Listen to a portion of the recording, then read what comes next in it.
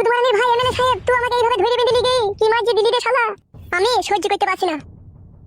তুই good morning ভাই ফাটা মুখে এমএলএ, তোকে আমি এক খেলা দেখাবো দেখবি। আমি যদি সারা কাপড় তুলে তোর বইয়ের পাকানে যদি চুমু না খেতে পারি, আমার নামও ফটকে লয়। তুই দেখে নিবি খাঁটি ছেলে এমএলএ। তুই গুড মর্নিং ভাই আমাকে এইভাবে আবল তাবল মাল দিবি, আমার কেউ নাই বলে তোর বইয়ের পাকানে চুমু না খাওয়া পর্যন্ত আমার জীবনে শান্তি নাই। কি হয়েছে কি? বাবাকে বাবা শুনে ফেলে রেখে পাকানে চুমু খাওয়ার কথা। কবে বুকাচুদা? হ্যাঁ কি বলে বাবা? তোকে এমএলএ সাহেব ধরলি গেছো কেন বে? আর বলো না বাবা, আমার বন্ধুটা আমার মেয়েকে নিয়ে পালিয়ে গেছে। আমাকে বলছে তুই শুধু সাথে আছিস, তুই শুধু পাঠিয়ে দিয়েছিস। তুই পাঠিয়েছিস নিশ্চয়ই। ওই বালের কথাটা শুনে বাড়া চিরিক করে জ্বলে এলো। আগাগোড়া না জেনে তুমি আমাদের দিয়ে দিছো। বে তোকে আমি বলিনি কারো ছাঁচে পাঁচে থাকবি না। আমি ছাতে ছিলাম না, শুধু পাঁচে ছিলাম। পাঁচে ছিলি বুকাচুদা? আমি শুধু ওকে বলেছি তুই ভালোবেসেছিস বিয়ে করলি না, এইটুকু বলেছি। তাহলে পাঁচে লাই আব্বা। তুই শালাকে মানুষ করতে পারলাম না বে আমি। শালা বুঝতে তোকে মানা করবে, হ্যাঁ নিজে খাবি নিজে সঙ্গে ডাঙায় পড়ে থাকবি, কারো শালা ঝুট ঝামেলায় থাকবি না। তাও শালা কথা মানি যাবে তুই। সঙ্গে ডাঙাতেই তো পড়ে আছে, ওরাই তো টেনে ছেড়ে দিয়ে আমাকে বাড়া খালে নামিয়ে দিচ্ছে। পুরা খালে নামিয়ে দিচ্ছি না, খাল থেকে তুই নিজে খুঁড়ি খালে নামছিস বে শালা। আমি তো জানি তুমি আমার দোষটাই দিবা। শালা হার আমি বাড়ি যাবে। চলো বাড়া। বাল মুকুচুদা এসো হে মারারে আর কবলি চুদা।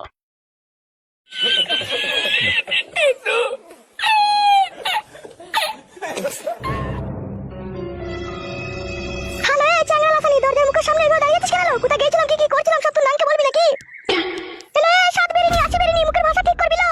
রেন্ডি সিনাল কাকে সাত বেরিনি বলছিস লো? তোকে বলছিল তুই আসি বেরিনি লো। রেন্ডি মাগি জমাইয়ের জন্য রাত দিন বিচার চানো মানে তুই জমাইটাকে বিষ করে মেরে দিকে কেন লো? তোর মেয়া তুই যুক্তি করে। এলে চিকফান মাগি আমি কার কাছে বিচার চাইতে গেছিলাম লো? মানে মা এমএলএ সাহেব এখানে নেই ছিল মানে। বেশ করে গেছিস রে শুইরের বাচ্চা ফাটা কুকুর জাত। তুই তো যাবি লো, তুই যে রেন্ডি, তুই যে সাত ধেমনের এক ধেমন। রেন্ডি মাগি বেশা মাগি সিনাল মাগি নাং করুনি, তুই লেগে আমার ভিটে হাত পিছলালো আর তোমাকে বলছিস। ঠিকই বলছিল তোকে, তোর ভাতার আইছে তোর মাংয়ের কাপড় তুলে তোর মাংয়ের চরম চরম করে বেরিয়ে দিবে দেখবি আজকে। তোর মাংস লাই কই দিয়া করবো তাকে বাড়ি আসতে দে আজকে। এ মা ভাত চাপা গেছো, ও ফাটা কুকুর বিটির সাথে কথা বলিস না, ও রাটনির সাথে কথা বলিস না। ও আমার ভাইয়ের ঢেমনি, ও আমার বাপের ঢেমনি। বলো বেশা তুই আমার শ্বশুরের ঢেমনি লো। এবে ছুরি ভালো করে কথাবার্তা বলবি। তোর বিটিকে বললো, তোর বিটি কাজে বাজে বলছিল।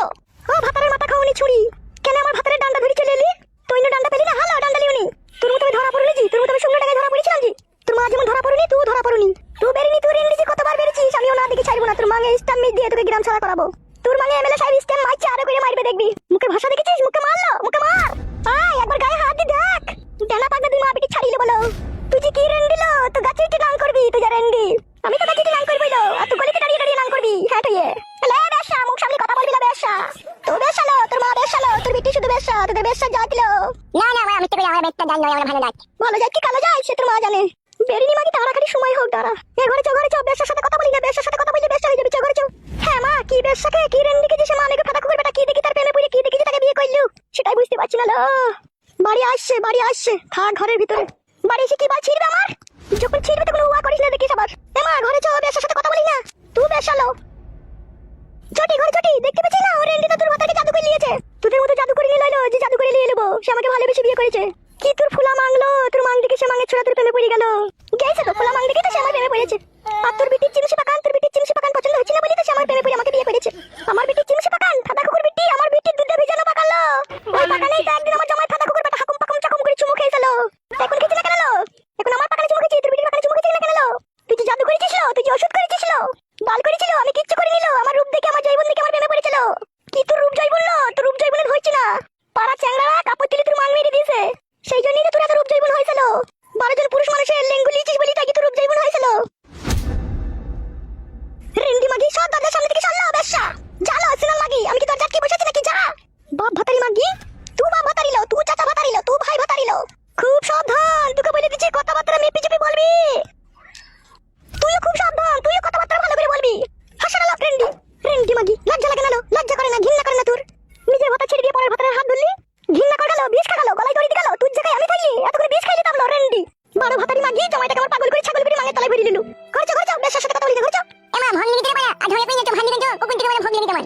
সর ফাটা কুকুর বিটি সর। মামি আমার মাইনে না এমএলএ সাহেব মারবে বলি তো। হ্যাঁ ভাবি ভাইকে মরলে মারবে।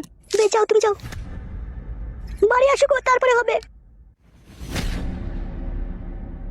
রেন্ডি মাগি বেশা মাগি শুধু তোর ভাতারকে আসতে দে, তারপরে দেখ আমি কি করি। তোর মাঙের কানা উল্টে দেবো দেখ আজকে আমি।